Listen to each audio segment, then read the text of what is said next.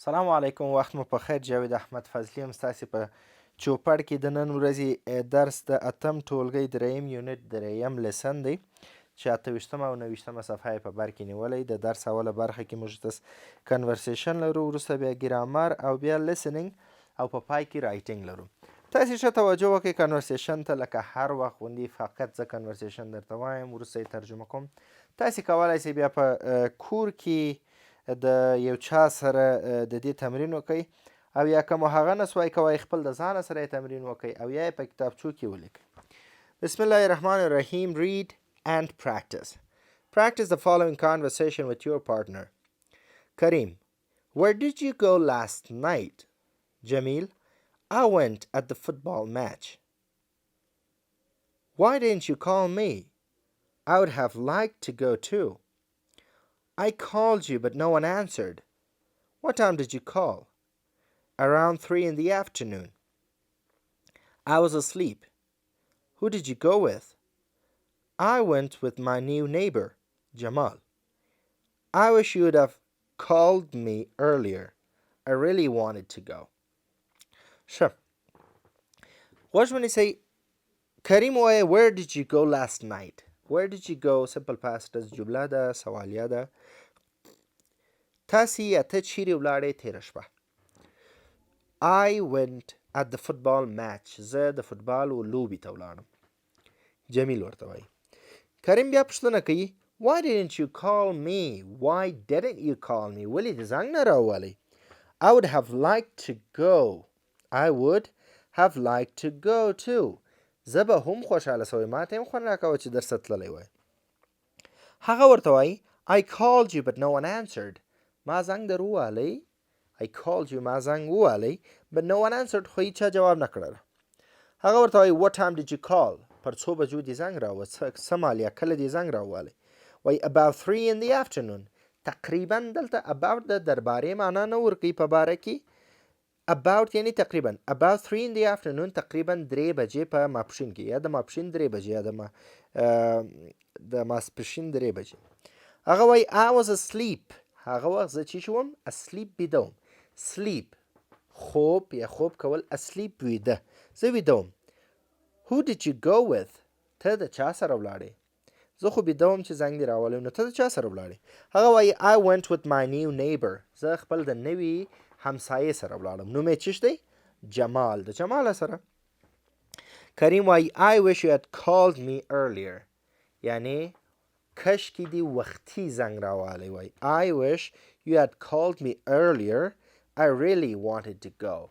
رښتیا سره ما غوښتله چې در سره ولاړ سم. دا سوالو ته جواب ورکوي What did you do last night? تاسې تېره شپه څه وکړل؟ مثال کولی شئ ووایاست چې last night یا I went to my uncle's house last night. زه تېره شپه خپل د ماما یا د اکا کره تللی وم. او یا کور ته. یا What did you think about staying up late at night? What do you think about staying up late at night? Staying up, stay over دغه phrasal verb دی چې ډیر مهم دی، تاسې باید زده کړئ. Staying up یعنی ویښ پاته کېدل. What do you think of staying up late last night? یعنی تاسې د ناوخته په شپه کې د ناوخته کښېنستو یا د ناوخته نه بیدېدلو په اړه څه فکر لرئ؟ چې آیا ښه دی او که بد دی. ګرامر برخې ته راسئ. دې در مخ چې ګرامر ته ولاړ سو، پر تخته مې درته لیکلی ګرامر WH question past tense. تاسې دلته توجه وکئ.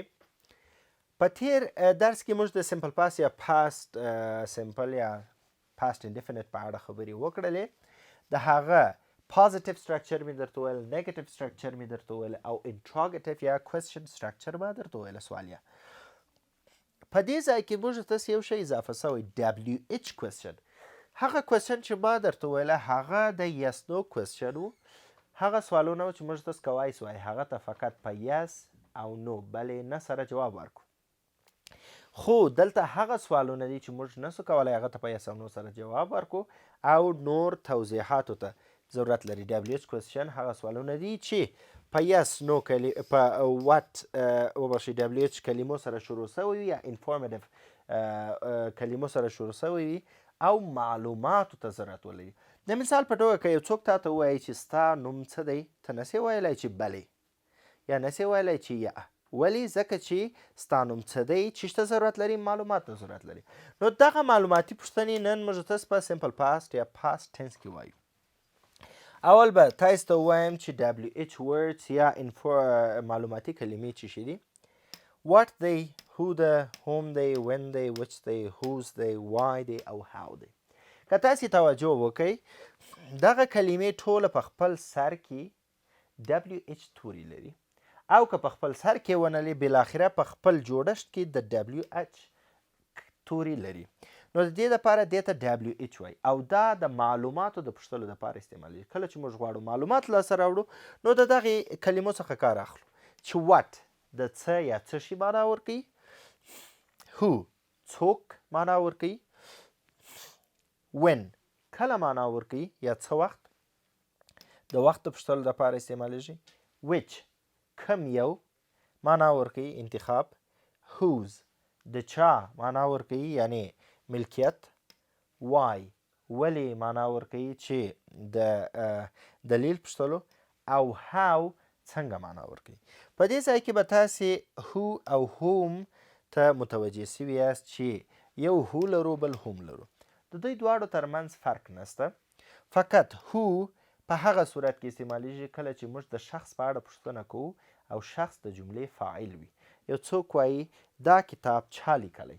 کله چې تاسې وایاست چې دا کتاب چا لیکلی نو د کتاب لیکونکی د کتاب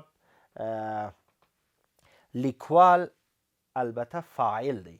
خو که زه ووایم چې څوک یې ووالی نو دلته هغه چا څوک چې وهل سوی دی هغه فاعل نه دی نو هغه مفعول دی. په هغه صورت کې بیا موږ د هو پر ځای د هم څخه کار اخلو. البته په سپوکن انګلیش کې یا کله چې موږ تاسو انګلیسي وایو د لیکلو په حساب نه، په سپوکن انګلیش او ماډرن انګلیش کې څوک د هم څخه کار نه اخلي، فقط او فقط هو یادوي. که د فاعل په اړه هم پوښتنه کوي هو یادوي او که د مفعول په اړه پوښتنه کوي هم هو یادوي. ښه، نو WH موږ څه رقم کولی سو په جمله کې استعمال کړو په سمپل پاست ټنس کې. سمپل پاست ټنس سټرکچر موږ ووایه چې اول د جملې په سر کې موږ ډډ وراچوو، د ډډ څخه وروسته سبجیکټ وراچوو، د سبجیکټ څخه وروسته د فعل اول حالت وراچوو، د هغه وروسته آبجیکټ وراچوو یا هم کامپلیمنت او یا آبجیکټ او کامپلیمنت په پای کې سوالیه. ښه، تاسې که دلته توجه وکئ دغه د یس نو کوېسچن سټرکچر یا ساختمان دی. کله چې موږ تاسو غواړو WH استعمال کړو فقط او فقط د دغې در مخه خپل WH کلمه وراچو، یعنی WH کلمه موږ د جملې په سر کې وراچو. هغه نو بیا فقط تعلق نیسي په دې پورې چې موږ د څه شي پوښتنه کوو. یعنی که د شخص په اړه پوښتنه کوو، که د شي په اړه پوښتنه کوو what وراچو، شخص په اړه پوښتنه کوو who، وخت په اړه when، انتخاب which، whose، د ملکیت او همدارنګه دلیل او د طرز یا طریقې په اړه که پوښتنه کوو د how څخه کار اخلو. یو مثال زه در کوم، تاسې وګورئ. زه وایم did you go to school. Did you go to school؟ did خپله auxiliary verb دی، you مو subject دی، go د فعل اول حالت دی، to school یې کامپلیمنت دی. Did you go to school؟ آیا ته مکتب ته ولاړې؟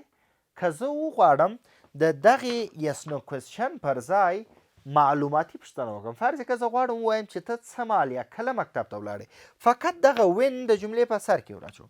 یعنې دلته لیکم when did you go to school، فقط دغه did ځکه چې د جملې په سر کې ما په غټ تورې لیکلی دلته یې کوچنی کوو.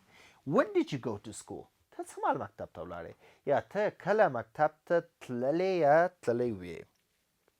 همدارنګه که یو څوک وایي که تاسې واټ استعمالوئ نو هلته به ګورئ هغه شی چې تاسې څخه ورک وي هغه باید یو جسم یا یو شی بیا واټ ور اچوئ.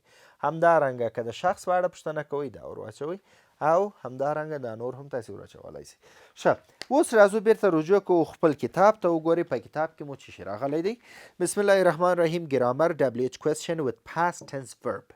ښه Where did you go in the holidays? ته چیرې ولاړې په رخصتیانو کې؟ وایي I went to Saudi Arabia. زه سعودي عربیه یا عربستان ته ولاړم. What did you do in Saudi Arabia? What did you do in Saudi Arabia? تا په سعودي عربیه کې یا سعودي عربستان کې څه شي وکړل؟ وګورئ What did you do؟ دلته د شي پوښتنه کوي هم سوالیه ده. وایي I performed عمره and went to Medina. ما عمره وکړل او مدینې ته ولاړم. When did he visit his friend؟ د خپل ملګري سره څه مهال ملاقات وکړل؟ ګورئ د وخت پوښتنه کوي هم وین په سر کې راغلی. وایي he visited his friend last week. د خپل د ملګري سره ملاقات وکړ تېره هفته. Why, what time did he arrive in Jalalabad? دی څه مهال جلال آباد ته ورسېدل؟ ګورئ last week هم ورسره سوی تېره هفته چې دی جلال آباد ته راغلی کله ورسېده؟ وایي she arrived at 12 midnight. دی د شپې پر 12 بجو باندې دا د شپې پر 12 بجو یا نیمه شپه midnight نیمه شپې ته وایي نیمه شپه راورسېدل. Who did we meet yesterday morning؟ پرون سهار موږ د چا سره ملاقات وکړل یا ومولیدل؟ We met our friends. موږ خپل ملګرو سره ولیدل. Why didn't they come last night؟ دوی تېره شپه یا برایي ولې نه رالل؟ They were sick. دوی مریضان وو. دلته فقط یو شي ته تاسې توجه وکړئ. کله چې سوال دی ټوله د جملې د فعل اول حالت استعمال سوی ځکه چې موږ په خپل جمله کې did کلمه لرو د auxiliary verb په حیث او کله چې جواب ورکړ سوی دی په ټولو کې که تاسې توجه وکړئ د فعل دوهم حالت استعمال سوی دی. حتی د is MR پر ځای was او ور استعمال سوی ځکه چې د is MR تیر حالت was او ور دی. دا د دې دپاره چې موږ په مثبته جمله کې simple past tense کې د فعل د دوم حالت یا تیر حالت څخه کار اخلو. راځئ write question to these answers. اوس دلته جوابونه درکړ سوي دي تاسې فقط سوال کوئ. یعنی څنګه؟ تاسې به داسې پوښتنه لیکئ دلته به ګورئ چې جواب د څه شي په اړه ورکړ سوی نو تاسې د هغه مطابق به د دغه WH کلمو څخه دلته اضافه کوئ. مثال تاسې وګورئ وایي I went to the supermarket yesterday. زه ولاړم و بازار یا مارکیټ ته تېره ورځ. تاسې وګورئ که تاسې وغواړئ د ځای په اړه پوښتنه وکئ تاسې مجبوره یې سوپرمارکټ به ایسته کوئ او که غواړئ چې د وخت په اړه پوښتنه وکړئ تاسې مجبوره یاست yesterday به ایسته کوئ. مثال زه غواړم اول د ځای موقعیت په اړه پوښتنه وکړم. وایي I went to the supermarket yesterday. دا به اول سوالیه کړو. Where did you go to؟ وبښئ اول where نه ورچو. Did you go to the supermarket yesterday؟ دا جمله سوه. اوس که د سوپرمارکټ په اړه پوښتنه کوئ نو اول په سر کې به where راچئ سوپرمارکټ به ایسته کوئ. Where did you go to yesterday؟ تاسې چیرې ولاړاست پرون. او که غواړئ د وخت په اړه پوښتنه وکئ yesterday ایسته کوئ لیکئ when did you go to the supermarket؟ Where did you go to the supermarket؟ تاسې څه مهال سوپرمارکټ یا بازار ته ولاړاست.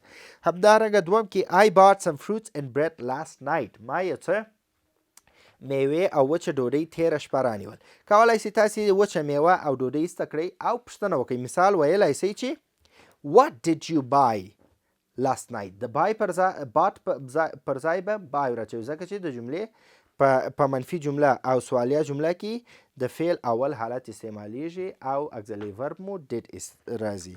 نو دا سوالونه به تاسې په خپل کتابچو کې د خیره سره دا جوابونو ته سوالونه ولیکئ. راځئ لیسنینګ برخې ته. په لیسنینګ کې تاسې غوږ ونیسئ زه یې درته وایم. Listen to your classmates talking about what they did last weekend and write down the activities.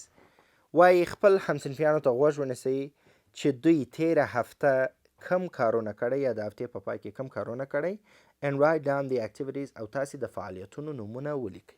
صحیح سوه؟ انځورونه یې درکړی. مثال یو کې vacuum دی vacuuming، په بل کې studying دی یا reading دی، په بل کې buying دی رانیول دی او په بل کې هم going to school مکتب ته تلل دی. د مثال په توګه یو مثال زه در کوم. زه وایم last week I read a book about horses. تیره هفته ما یو کتاب ووایه د آسونو په اړه. تاسې به څه شي کوئ؟ دغه انځور به انتخابوئ او د هغه وروسته به وایاست چې ریډینګ یا مطالعه کول. ښه، رایټینګ برخې ته راسئ. read فاطمه's notes about things she did last weekend. د فاطمه نوټ ووایاست د هغو کارونو په اړه چې هغه تېره هفته کړی. bake a cake کیک یې پخ کړی. visit uncle اکا یا ماما سره یې لیدلی. picnic in سالنګ او پکنیک یا میلې ته تللی سالنګ کې. ښه خوږ ونیسئ. read her paragraph د هغه پاراګراف ولیکئ. ویې وایاست last weekend I wanted to surprise my cousins. I woke up early and baked a cake for them. I took it with me to my uncle's house. In the afternoon, we went on a picnic to Salang. We barbecued meat and chicken. The weather was very nice and we really enjoyed ourselves. We returned home very late at night. دا د فاطمه پاراګراف غوږ ونیسئ. last week تیره د هفتې پای کې او wanted to surprise my cousin ما غوښتله چې متعجب کړم خپل د اکا زامن یا د ماما زامن یا لوڼې البته. I woke up early زه سهار وختي کې راکښېنستلم. woke up د wake up د کښېنستلو یا ویښېدلو تیر حالت دی. early وختي and baked a cake for them او د هغو دپاره مې یو کیک پوخ کړل. I took it with me to my uncle's house او دا کیک ما خپل د ځانه سره یوړل خپل د اکاو کور ته. In the afternoon ماپښین کې We went on a picnic to Salang. موږ په میله ولاړو سالنګ ته. We barbecued meat. موږ څه شي وکړل؟ باربیکیو مو کړل. غوښې and chicken او د چرګ غوښې. باربیکیو کله چې غوښې په غټو ټوټو باندې وویشل سي او د هغه وروسته هغه سره سي یا کباب سي دې ته باربیکیو وایي چې معمولا باربیکیو پر غټ دغه باندې کیږي داسې غټ جال لري پر هغه باندې ایښول کیږي دې ته باربیکیو وایي. نو وایي غوښې مو کباب کړلې یا مو باربیکیو کړه. The weather was very nice او آب هوا په سالنګ کې څنګه ووایي ډېره ښه وه. and we really enjoyed ourselves او موږ رښتیا سره خوند واخیسته یا مو ساعت تیر سو. we returned home very late at night. موږ د شپې ناوخته بیرته خپل کور ته را وګرځېدلو. write notes then use them to write a paragraph about your activities last week. اوس به څه شي کوئ؟ دلته به نوټس لیکئ چې کوم کوم فعالیتونه تېره هفته یا تېره اونۍ تاسې کړی. د هغه وروسته لکه د فاطمې په اړه چې کوم پاراګراف لیکل سوی تاسې به دلته یو پاراګراف لیکئ. ټوله به منظم کوئ چې تېره هفته چیرې ولاړاست او کوم کوم کارونه مو وکړل. ښه دا اوس موږ څه د نن ورځې درس خدای دې وکړي چې خسته سوي نه یاست او خدای دې وکړي چې د نن ورځې د درس څخه مو یو څه زده کړی وي. نور نو وخت په خلاصېدو دی. د توجه څخه مو ډېره مننه او د خدای په امان ښه وخت او ښې چارې ولرئ.